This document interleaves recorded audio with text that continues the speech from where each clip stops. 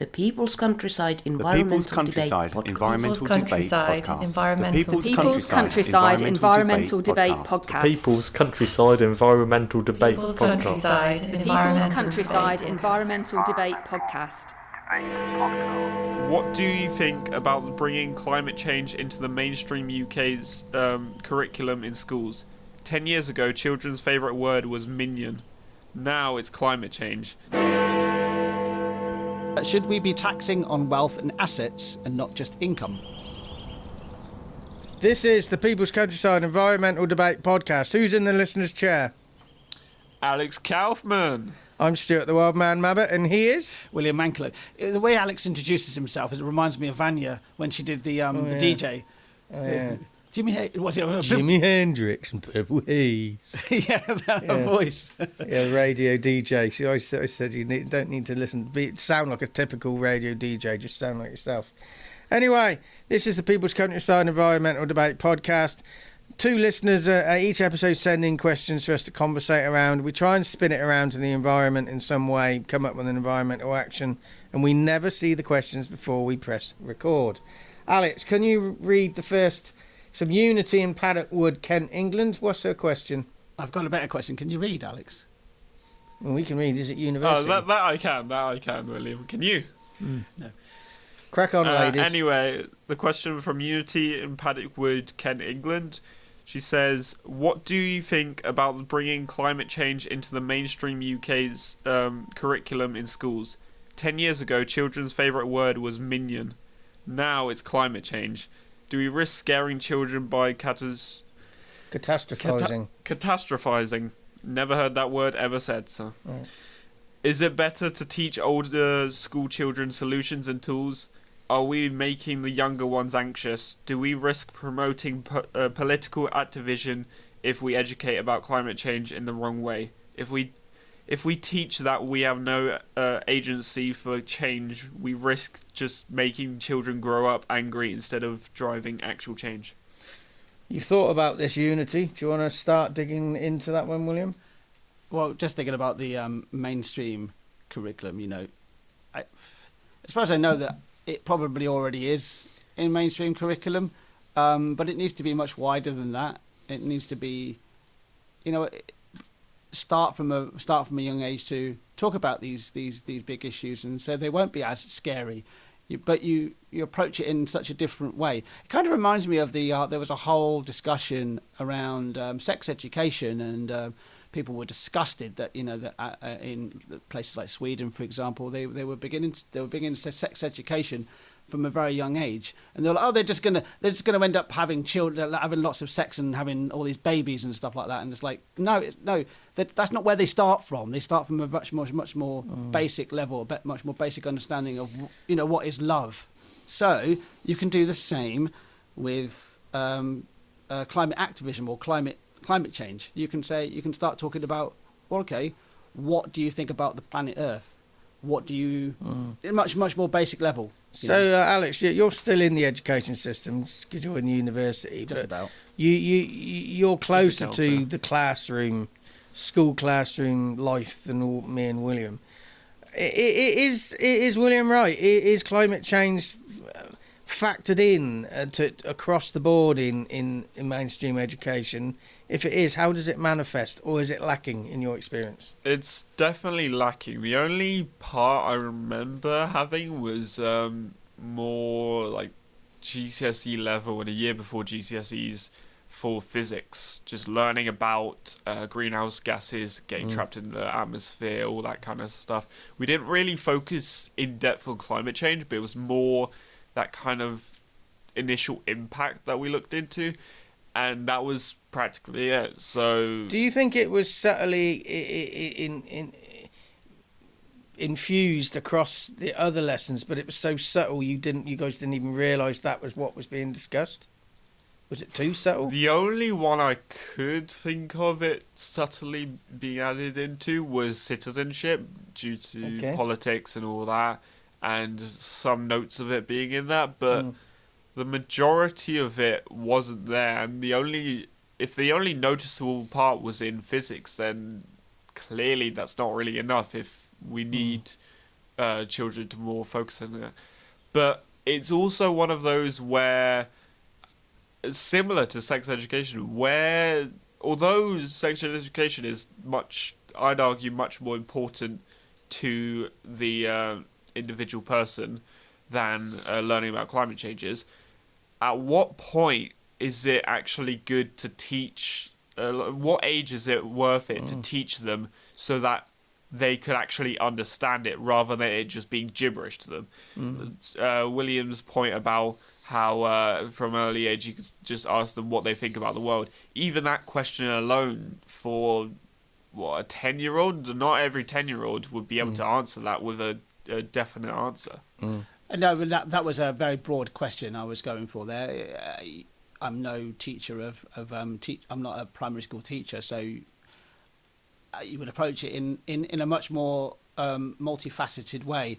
I think the use of art, being creative, is also a great way of showing it. I mean, how many times do you know when you were a kid actually drawing something and actually imagining how a world might be better, or if the climate change carries on the way it's going, how's it going to look in your eyes, and how can you make that change? Because if somebody's thinking about it at childhood, your formative years are really quite important, I find.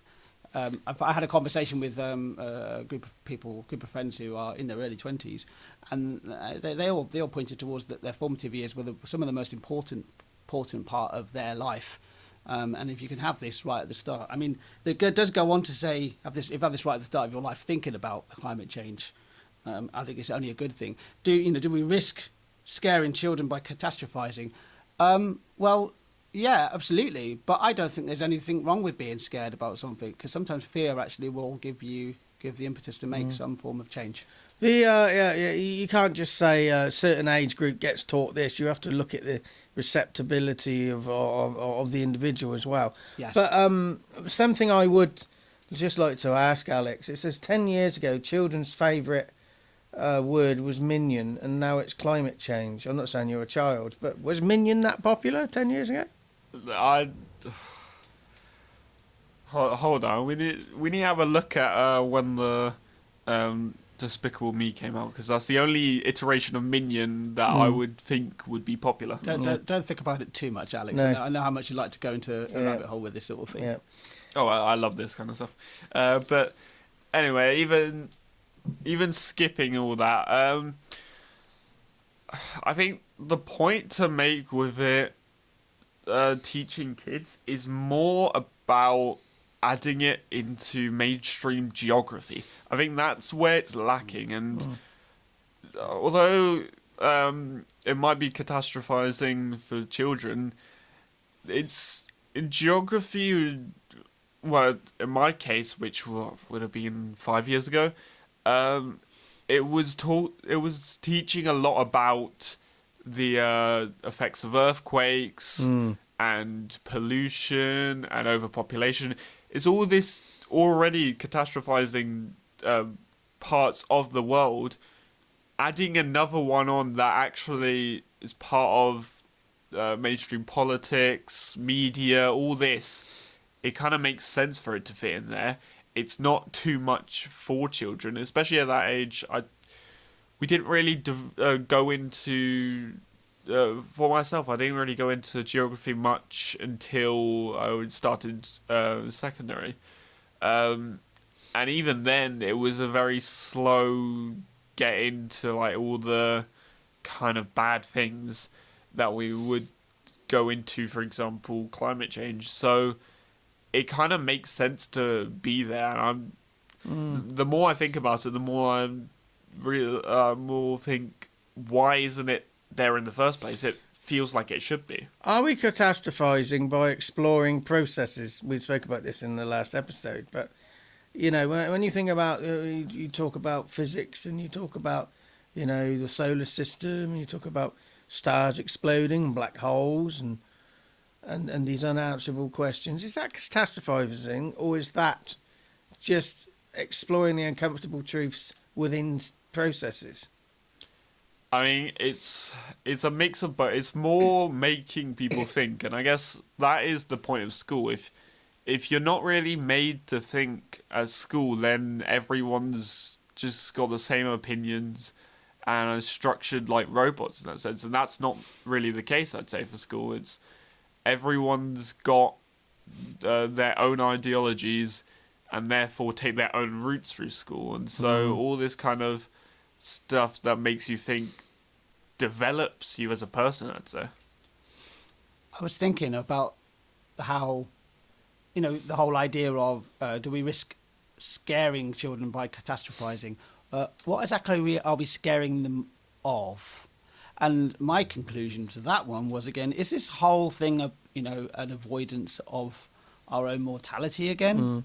That that death, for example, is actually sometimes more of a taboo subject than sex. That some parents will have very good and very frank discussions about sex, but they will avoid the idea of death and protect their children from death. And that's what that is. That part of I think that's a big part of the catastrophizing. That, oh my God, we could die younger. We could die a much more painful death because starvation or dehydration or for whatever reason, because everything's gone to shit basically. I mean, we did an episode years ago about climate change in the curriculum, and I remember a teacher talking to me after listening to that episode and saying absolutely categorically convinced climate change had infiltrated every single lesson, but it was so subtle nobody noticed it. You got something to say, Minions? Yeah, so I just looked it up. The Minions, I think she was referring to, was the Minions movie, which wouldn't make sense if Minion was the most popular word. But Despicable Me came out in 2010, was 15 years ago, where the Minions were in Despicable Me, weren't they? However, I think we're referring to the Minions movie, right, which has Minions in the title, which kind of does make sense, and it's about all minions, not humans. So. And I've been thinking about people in the medical profession who study medicine for decades, and some of what they study is like people's shortening of life expectancy and these serious diseases. And I often think about, well, these nurses, these doctors that are highly educated, they have to die of something. So when they're studying medicine, do they actually think, well, I could get this? Or are they avoiding their own mortality as well in that educational thing to be able to do that job? I have heard stories of doctors, specialists specialising in a particular illness, getting that illness, yeah. And then it changes their perspective and perception of that illness and how people suffer from it. So I don't think they're necessarily in denial of that. I think if you know a lot about a particular illness, you're going to go, well, there's a good chance I might get it as well. So, moving on to a bit more of Unity's question, is it better to teach older school children solutions and tools, and are we making the younger ones anxious? Well, I personally think we need to educate both, format it to the individual, which we're not very good at in this country. Teaching solutions, absolutely. Instead of just talking about the problem, we need to say, this is a solution. We need to explore this. Are we making young ones anxious? We can make anyone anxious if we present it in the wrong way. Yeah, I'd argue I think the importance of it, teaching it to children, is just as important as, for example, taxes. We don't learn taxes in school, and it's one of those where a lot of people think we should, and I'd say the importance of both is probably about equal. So that's probably a good way of looking at it, where you think what age of children to teach taxes and all that to is probably a good age to also teach about climate change. So this hand gesture is me. How it helps me think. Comes across well on podcasts. I think we're focusing very much on a binary issue here of let's teach children about climate change, And actually, it needs to be broadened out into a much wider range of skills, which will actually then help tackle the climate change, whatever those skills are. It could be more being more environmentally friendly at home, being less consumerist, but having a wide range of subjects, and actually include not just in geography, not just in science, but also include it in your English literature, include it in your biology, include it in every subject, because climate change affects every facet of our life. Therefore, it should be spread across all subjects. And by that token, I think that would also mean it wouldn't be as catastrophizing, because it's spread out and it makes more sense, and it's much more palatable, it's much more understandable, because it's not just one lesson. Oh, well, right, today we're going to learn about climate change. No, that's not how that works. It should be spread out across the whole curriculum, and then spread out across the whole of your life, because every part of your life is being touched by climate change in some way. I'd argue against that, really. It's climate change, yes, it's important, but are we agreeing that it's as important as, for example, the English language, which is used in every single subject? I'd argue very much no. It's an important subject that should be taught in school, and therefore should be within a subject that is mainstream within school. But should it be out of that? I'd argue not. It feels like for example, politics are very important and it's mainstream and all that, and as an adult it's important to be involved with, well, not important, but it's quite necessary to be involved in politics because that shapes the country you live in. But apart from citizenship, we didn't learn about politics whatsoever, and it's kind of that case of you kind of do too much if you push it outwards. Yes, it's important and people should learn about it, but it's one of those where, for example, GCSEs, where people pick their subjects, you don't really want to kind of force it onto people who won't even go in depth on that subject. So I feel like just leaving it to something like geography alone is enough. Well, the argument I would then put towards GCSEs what are GCSEs there for in the first place? Are they just a funnel for A levels and then a funnel for the university system? I'd argue yes. It's a way for people to kind of find what they want to do in life.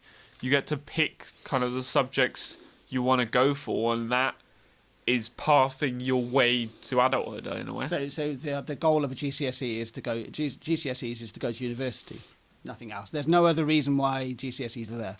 No, I'd say GCSEs are there to shape your future. Before GCSEs, all you do is just the subjects that you've been given. For GCSEs, you actually get to pick what subjects you want to do, and therefore it's more your choice. It's more what you want to do, and that can be extended into more A levels in university. But of course, not everyone does that. But how do you know at the age of whenever you choose your GCSEs now? So I was at the age. Some people do. What's that?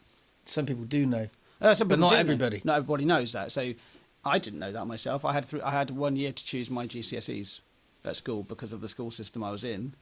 So I had to choose the subjects that I had to choose the subjects I enjoyed. I didn't think of anything other than that. Some people would say the role of all forms of education is preparing us for the modern day Victorian workhouse, but that's a different lesson. I entirely agree with that, because it's a funnel. Yeah. It's funneling down into a specialisation, or actually what we really do need a lot more in this world are people with a range of skills, because those people with a range of skills and who are a little bit different and think differently, think outside of the box, they will be the ones that will come up with the really big ideas. The last bit of Unity's question, I just want to read through. Do we risk promoting political activism if we educate about climate change in the wrong way? If we teach that we have no agency for change, we risk just making children grow up angry instead of driving actual change. Is it wrong to be angry? Isn't that a motivator? Anger is sometimes attached to ego. That's one thing I will say. Anger Yeah, you can definitely channel it, but I don't think it's a particularly positive force in the world. It generally is out of control and wild, I would say. And there are some people who would just be like, say, well, that's what human instinct is and human condition is all about anger, really, at the end of the day. Anger about being, basically anger at dying eventually, maybe. Alex, if we do education in the wrong way, are we breeding a bunch of activists in the future? Possibly.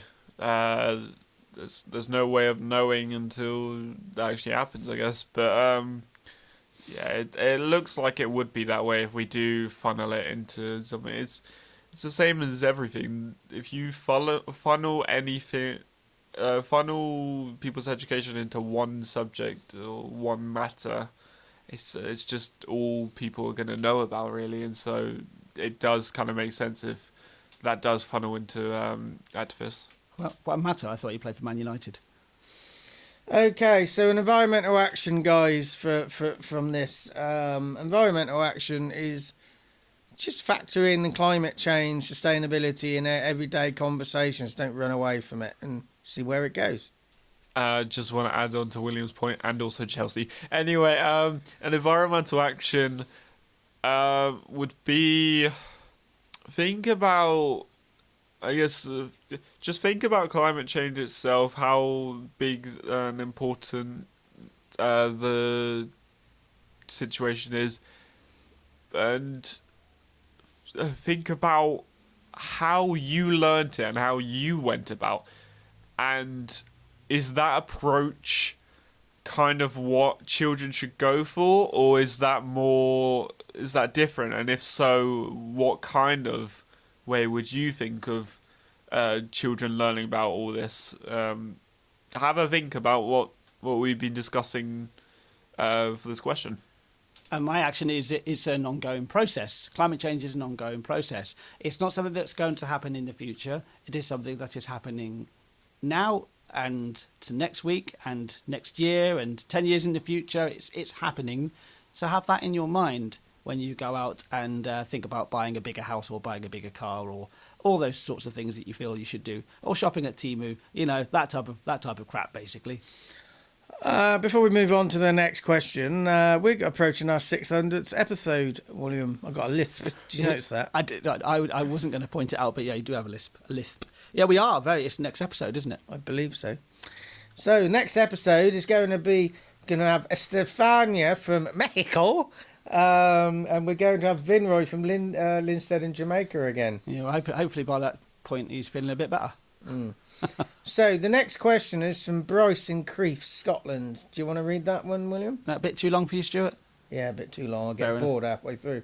Should we be taxing on wealth and assets and not just income? The super rich are buying up everything and enslaving people to be in debt to them. Can we do anything until wealth is more fairly distributed? Like after the Second World War in the UK.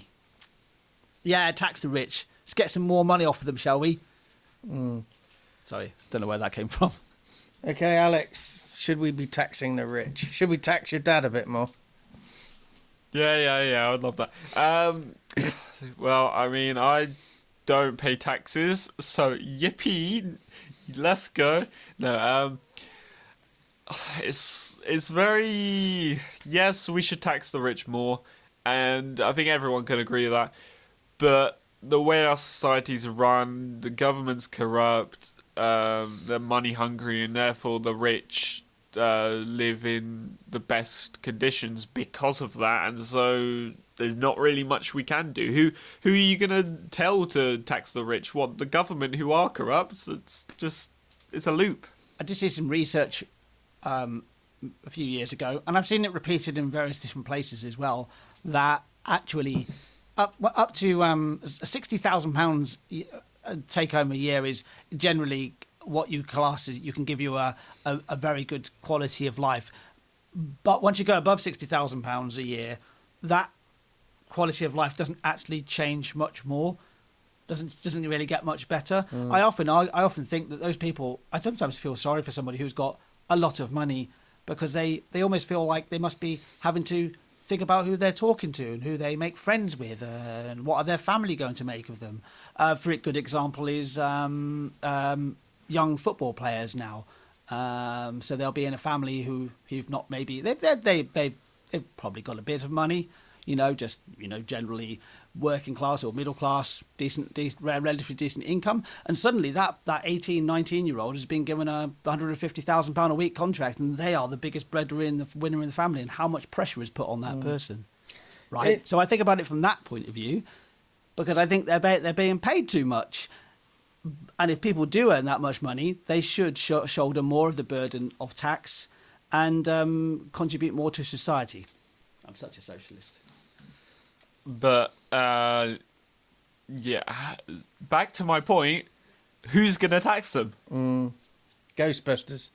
Right, an interesting start of the question here. It says, should we be taxing on wealth and assets and not just income? It still comes back to your point, Alex, who's going to do that? But regardless of who's going to do it, are we too focused on income, or should we be going for assets as well? Well, you can put money into your assets, and it's embezzled. It's just basically it's evading tax, isn't it? I guess it links into that. There's a saying that some people talk about, which is, it's not really a saying, but it's a thing some people talk about. The poor complain about money being like the very essence of life. If you have money, you can live a good life. And the rich saying that money isn't everything. And it's that kind of... there is no middle ground, because they don't really experience each other's things. So it's... I don't know what kind of point I'm trying to make, but yeah. That did get me to think about, I heard this definition of generation. So I'm a Gen X, you're a Gen Z, aren't you, I believe? They started off with boomers. It's all about the money. That's what they believed. Gen X, we believe it's not all about the money. The millennials go, where is the money? And the Gen Z are like, what is money? That is the definition. So money, the idea of money actually changes through generations as well. I don't know where I came up with that point, but yeah, that just popped into my head.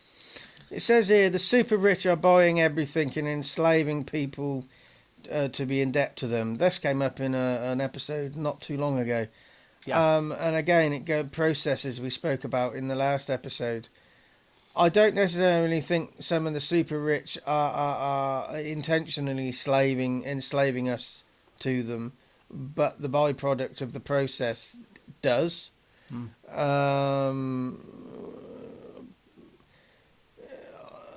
not still sure the super rich are buying up everything to enslave us to them, but there's running out of things for the super rich to buy because there's all been bought. In some ways. Yeah, I think if you're going to be a billionaire or a trillionaire, you're going to have benefited from somebody suffering somewhere. It's inevitable. Yeah, I don't think you can be an ethical billionaire. That's almost impossible. I think it is impossible. Alex? It's funny how you say everything's been bought, because everything on this planet's been bought. And that's where the point gets interesting, because there's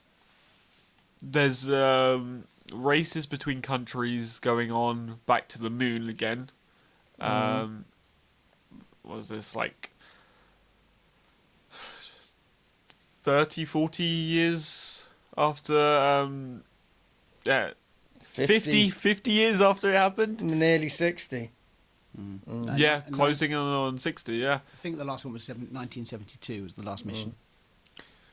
Yeah, so it's going back to it because we need more energy, and so there's sources that we can get energy from the moon, and so countries are racing for this resource that is going for a very large sum of money, and so there is more money, but at the same time, who's suffering from making all this stuff work. Like, it's not the rich. So you're saying the space race isn't about progressing man and saying how wonderful we're advancing ourselves. It's greed, and it's after products and chemicals. It's a bit of both. So it's the combination of glory, the first people to do it, the first country to do it, as well as the actual progression. But the thing is, with all this progression in technology, who benefits from it the most? Because it certainly isn't anyone, suffering about complaining about not having enough money. I'll tell you that much. I'm just thinking we've gone quite wildly off the tangent of the question. But you've highlighted that last sentence. I can see, Stuart. Well, we'll read that one out, I think. So, can we do anything until wealth is more fairly distributed, like after the Second World War in the UK? I don't know how fairly that was just distributed after the Second World War. Well, I don't necessarily think it wasn't done through fairness. It was done through lack of stuff, through necessity. So, and everybody sort of, not more people got an equal amount, which is then considered fair. But like we said about education, some people are ready for certain things at certain times, and others aren't. So again, with spreading assets equally, some people might need more support. So maybe it isn't considered fair. It was the birth of the welfare state. After pretty much. Yeah. There has been conversations all around the world about the whole idea of a universal income, that you just get paid regardless of what you are, who you are, because it then levels the playing field out. Not just levels the playing field out, it just means that everybody can afford the basics in their life: food, shelter, etc. The UK's moving away from that though, because of Brexit nearly 10 years ago. Yeah. I think that's an idealistic thing. I think we're being very idealistic, and it's particularly because us humans are we're greedy buggers basically, and we want all the pie. We don't want to give any of our pie to somebody else. Alex, a universal salary. It's a good idea in theory, but in practice, how efficient would it work? Would taxes around the world would also have to be universal, and that would be very, first of all, complicated, but second of all, how many countries would actually agree on that? For example, of the rich getting richer, with taxes and all, Monaco is a really good example of that. So the situation with Monaco is if you're a resident there, you don't pay any income tax whatsoever. But to become a resident there, you have to own a property, and the cheapest ones are like, you have to earn 500,000 a year, something ridiculous like that. So very much the rich not having to pay taxes, and therefore, if there was a universal currency, there would have to be universal taxes, and I don't see that really working out. Environmental action. My environmental action is there's a few utopian ideals in this episode spoken about, and I'd say we need to be more realistic with environmentalism and not think about utopian ideals. We need balance and measure. William, environmental action. A man of your calibre needs to come up with one. I always go back to the whole idea of aspiration. We often aspire. I talk about this funnel idea of GCSEs to A levels to degree to to you get more money, then you get offered a better role and with more responsibility and more money, and that goes down that route. And because you've got that role, you feel you have to then go and buy that Rolls Royce, and you have to go and buy that stately home. If you don't need to do that. You're not once you die, you none of that. All of that is irrelevant. It's completely irrelevant. Just buy what you need. Have somewhere that's you have shelter, you have food on your table, you have means to communicate. I don't need too much. Don't get off that aspiration train, and it will definitely have a positive impact on the environment. Alex, environmental action. We always talk about the tool and the master quite a lot. Money is a tool, not a master. It doesn't shape your life. It's what you use to live parts of your life. It's not everything in life. So just think of it that way. It's a tool. So use it as one.